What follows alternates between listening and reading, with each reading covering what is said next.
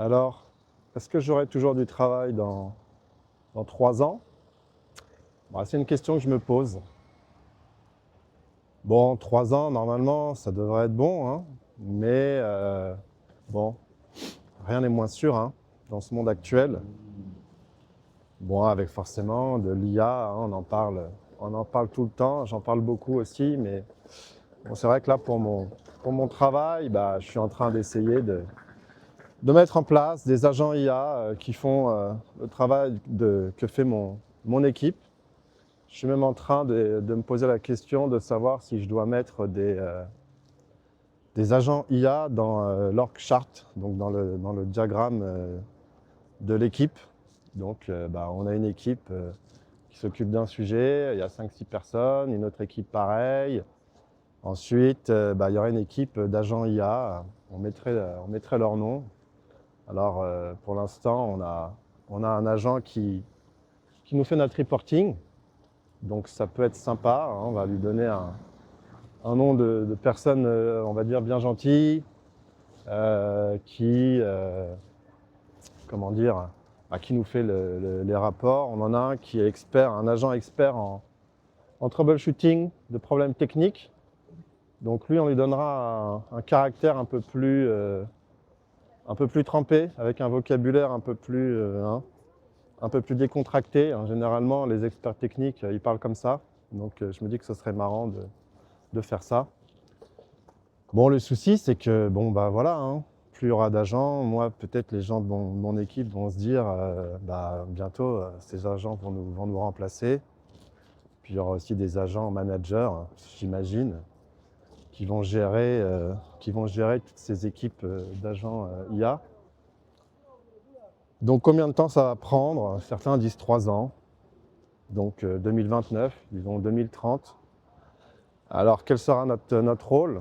Est-ce qu'on va continuer de nous payer pour regarder des agents faire le boulot? Je ne sais pas. Peut-être qu'il y aura besoin de moins de personnes pour le faire. Je crois que la politique de la maison où je travaille, ça va être déjà pour l'instant de ne recruter plus personne, et puis de ne pas remplacer les gens qui partent. Donc ça laisse un peu de temps. C'est l'avantage d'être dans une grosse boîte, ils peuvent planifier ça sur plusieurs années, donc je pense que c'est possible. Après, c'est quand même un souci, hein, forcément. Hein. On se demande ce qu'on va faire après. Je ne sais pas à quel âge exactement je devrais partir à la retraite, si j'ai une retraite, mais clairement, au moins 15 ans, hein, j'imagine, je ne sais pas, peut-être 20 ans. Et dans ce cas-là, qu'est-ce que je vais faire dans 5-10 ans? C'est pour ça que je prépare un peu le futur, on va dire. Mais là, concrètement, pour demain, je ne sais pas trop. Hein. C'est vrai que ces agents sont quand même capables de faire à peu près tout ce qu'on fait dans un ordinateur. Et mon travail se résume à faire des trucs dans un ordinateur aussi. Donc c'est peut-être un souci. Mais je pense qu'on ne peut pas aller contre le mouvement. Hein. De toute façon, c'est ce qu'on nous demande de faire, hein, d'être de plus en plus sur la création d'agents IA autonomes. On parle aussi d'applications qui vont faire ce qu'on appelle du self-healing, c'est-à-dire qu'elles vont se réparer d'elles-mêmes. Donc au niveau du support, la maintenance, est-ce qu'il restera des choses à faire? Bon. Et puis comme je disais, hein, sûrement qu'une personne va pouvoir gérer beaucoup plus d'applications. Donc je pense que les grandes équipes, ça sera sûrement fini. Donc à voir. Hein. C'est vraiment un sujet en ce moment. J'ai pas vraiment de réponse, mais je pense qu'il faut plutôt prévoir l'avenir autrement. Travailler dans la tech, ça va peut-être être compliqué. Je suis pas sûr que je préconiserais à mes enfants d'aller dans ce domaine, à moins d'être expert en IA. Hein. Il y aura forcément un besoin de créer quand même ces agents au bout d'un moment, mais avec le vibe coding, Bon, bah, il suffit de parler pour créer et demander à un agent ce qu'on veut faire.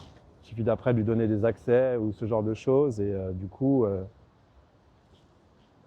c'est quand même pas mal, hein, c'est assez puissant. Je pense qu'on n'est qu'à la surface et qu'au début, hein, bien entendu. Mais voilà, pour l'instant, on va dire que je m'amuse à documenter cette évolution. Je trouve que c'est assez fascinant, assez passionnant de participer à cette révolution. C'est comme être là au début de la machine à vapeur ou du chemin de fer, j'ai l'impression. En tout cas, c'est vraiment le futur et je pense qu'essayer de se dire qu'on ne fera pas du tout d'IA ou ce genre de choses, d'agents, je pense que aussi c'est une erreur. Donc à mon avis, il faut savoir y aller, embrasser les nouvelles technologies et ne pas aller on va dire dans le sens contraire de la marche. Je ne pense pas que ce soit forcément très, très utile, on va dire. En tout cas pour moi, de mon humble point de vue. Et donc ça c'est pour on va dire le futur plus ou moins proche quand même, de faire tout ce qui se fait dans un ordinateur, hein, le travail intellectuel. Alors on me dit, oui, bah, il va rester quand même, comme durant le Covid, hein, les éboueurs, les infirmières, tous ces jobs utiles, on va dire, au quotidien et dans la vraie vie. Donc oui, c'est vrai que ce n'est pas les premiers qui vont partir, mais on assiste aussi de plus en plus à l'arrivée des robots. Donc des robots humanoïdes qui ont des mains, qui peuvent faire des actions dans la vraie vie, qui ont un cerveau piloté par de l'IA, donc ils peuvent réfléchir, faire ce qu'ils ont à faire. Donc je me dis aussi que ces jobs aussi sont menacés. Alors peut-être ça va être à plus long terme quand même. Si j'ai bien compris, le coût des robots va chuter avec la production en masse, hein, ça paraît aussi évident. Mais comment dire, ça va arriver aussi, hein, ça va arriver aussi. Je pense que ça va arriver aussi plus vite qu'on ne le croit. Et puis aussi, on aura sûrement des robots à la maison. Donc ça aussi, ça peut être intéressant. Tout le monde semble intéressé par avoir un robot qui va faire le ménage, qui va faire la cuisine, qui va laver la voiture, j'en sais rien. Donc ça aussi, c'est quelque chose qui semble intéressant, qu'on veut nous vendre.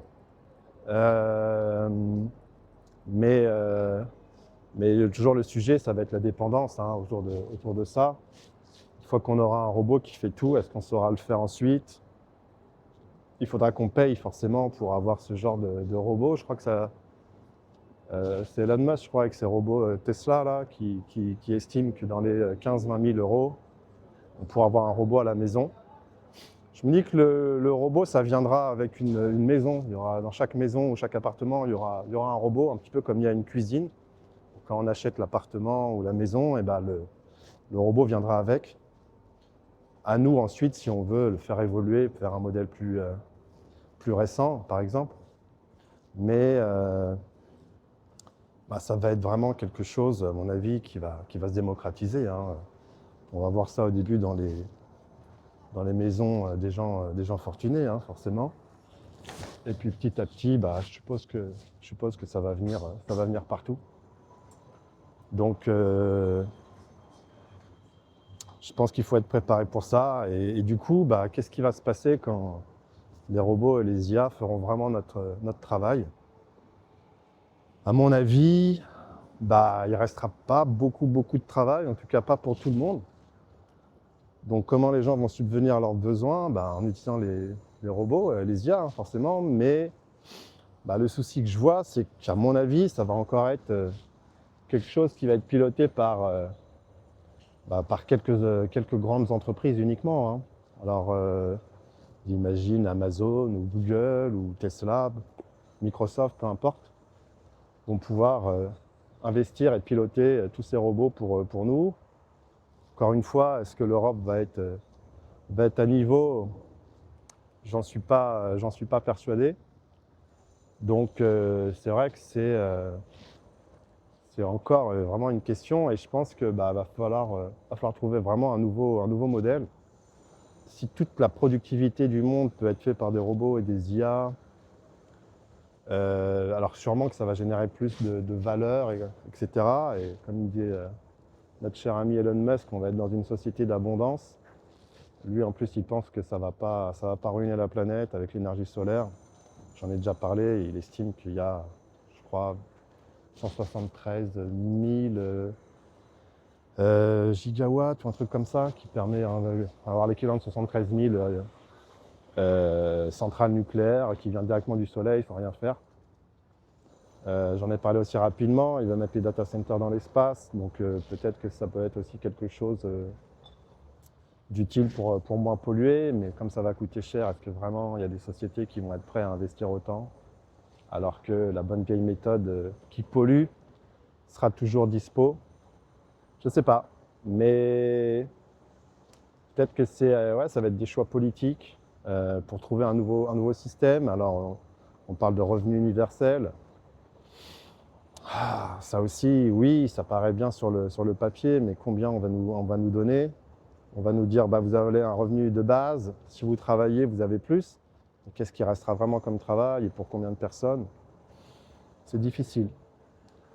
Donc, moi je ne suis pas spécialement dans la politique, mais je pense que c'est un sujet que nos gouvernements devraient vraiment commencer à traiter, une espèce de nouveau modèle, plus ou moins post-capitaliste, ou post-capitalisme, même si le principe, ça va toujours être de générer plus de profits pour certaines sociétés uniquement. Donc qu'est-ce qui va rester aux gens? Je ne sais pas. Peut-être le moment de mettre des choses en place, essayer de se défendre. Moi, comme vous le savez, je préconise quand même d'utiliser la méthode analogique, autant que possible, et essayer peut-être de ralentir un petit peu le rythme, même si, comme je le disais précédemment, il ne faut pas aller à l'inverse du sens de la marche, et puis surtout se préparer et faire partie de ceux qui ont éventuellement certains leviers sur ce nouveau monde, cette nouvelle technologie, cette nouvelle économie. Donc voilà la réflexion du jour. Est-ce que vous pensez que vous allez garder votre travail très très longtemps? Qu'est-ce que vous pouvez faire après? Je pense qu'il faut se poser la question dès maintenant. C'était le haut-parleur.